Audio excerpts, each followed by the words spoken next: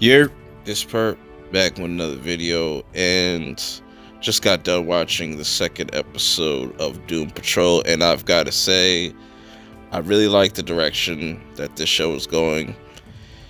Vastly different from anything I've seen from these other comic book adaptations turned into TV shows. Definitely a lot more. This show has a lot more going for it than shows like Umbrella Academy, which I'll talk about later in another video. But to get right into things, I really like Mr. Nobody, the villain of this whole entire show. People might not like how he looks, but this episode really showed you the power of Mr. Nobody, and I'll get into that a little bit later. But to describe pretty much what went on in this episode, we have to start from where this last episode left off. There's this huge hole in the middle of the city, or town, I should say, not city. And shit's just going super left. Like, it's looking like a fucking nuke just dropped everywhere. It's just, and you have Jane trying to be the hero and ends up getting caught up in this little hole in the this little sinkhole or whatever the fuck it is that Mr. Nobody created, and the town is completely gone. Everything's to shit. They pretty much lost, and it really fucks with everybody. They lost Jane. They lost, the chief. They're just really going through it. But I want to talk about this because I know a lot of people are thinking about this. Cyborg. This new version of Cyborg. I know from the promotional materials and everything, he didn't, I was kind of on the fence, but seeing him in action, I really like this portrayal of Cyborg. It's very different. It's way different from Ray Fisher's Cyborg. He's got a little bit more personality. I really like that, and it seems like the actor that's playing him, I'm drawing a blank on his name right now, he is really into the role. He's bringing a lot to the role. He's bringing something different, and I would like to see his character transition from this season of Doom Patrol into season 2 of Titans, maybe. And maybe we can get this type of style for Titans 2. So, we got to get the bad taste out of people's mouths, because Doom Patrol for me so far has been, a complete tone shift. But back on track, they do some flashbacks with his character, and he already knows about the chief, and they did some flashbacks and whatnot, kind of showing you how he met with the chief, how his dad knows the chief, and how this version of fucking Cyborg is pretty much a Justice League member, which is really interesting. Meanwhile, everybody's back at the Doom Manor. Well, some of them. Rita's sitting there literally falling apart because they just lost the chief, and it's just really hitting them hard. Everybody's kind of all over the place. And one of my favorite parts in this whole entire episode is when Larry is trying to leave, and the thing with inside him is not letting him leave this whole time.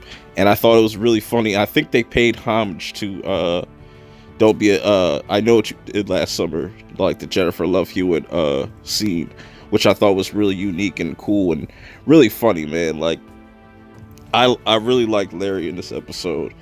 He is really why I really liked him, and Brendan Fraser are really why I like the comedy in this show so much. But going back to Cloverton, there's 0 people there. Everybody is gone, and it's all the Doom Patrol's fault. And this is where Cyborg meets Cliff for the first time. And this was a pretty funny interaction because they're both pretty much machines, for the most part. And Cliff's pretty much trying to find himself throughout this whole episode, like find his purpose. He's the only one that's really trying to be like a hero. So this is when things in this episode get really trippy. Jane pops out of the donkey that was in the first episode, out the donkey's mouth. Yes, the donkey is pretty much like a portal to wherever Mr. Nobody is, or wherever he put the chief at. And we also get a look at one of Jane's personalities that we've never seen, which the actress that's playing Jane, she is phenomenal, pulling off all these 30 different personalities. Cliff is sitting there trying to do some research, trying to find out what's going on with Jane, who's this Katie person, who's the Katie personality, and you start to find out who who Katie is and how OP she is. Jane is just OP in general, how pretty much all of her personalities have different abilities, and she pretty much whoops fucking Cliff's ass throughout the whole fucking episode, which was hilarious. I liked it, but you know, I feel for Cliff, man. He's really trying to reconnect with his human side. He's trying to find some type of emotions, like he's getting all these memories, you know, and I really like what they're doing with his character. Very interesting, very, like, you know, emotional. So Larry and Rita get to talking, and this is where they figure out, you know, the donkey is a portal. And like I said, this is where things get really trippy and where Mr. Nobody really shines for me. So they go through the donkey,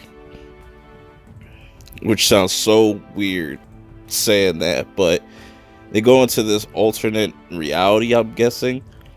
And you hear Mr. Nobody narrating, which I really fuck with, because Mr. Nobody, that's what makes him a really interesting villain to me. A person that can really get into your head. He knows everything pretty much about you, and I love how on the nose he is throughout his introduction, like how he's making fun of subscriptions and fanboys, and pretty much like I really like that they poke fun at themselves and whatnot. I like that touch. But to have a villain that, you know, could put you just pretty much manipulate your whole reality is pretty terrifying, I would have to say. This was a very well done episode. I liked it.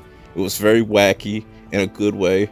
You know, if you're expecting this series to be grounded, like you will be proven wrong. So we pretty much get the gist of what this season is going to be about.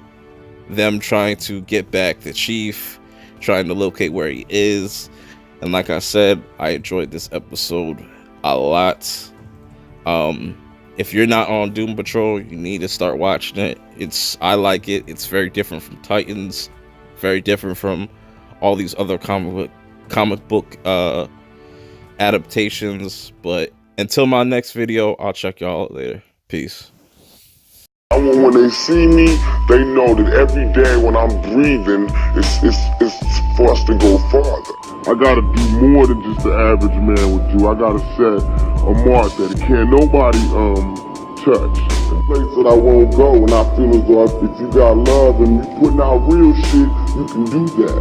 If you kicking that shit from your heart, you can go wherever your heart wants you to go. You have to be diligent about what you want. You have to apply yourself. You have to motivate yourself. And you have to do it for yourself, by yourself.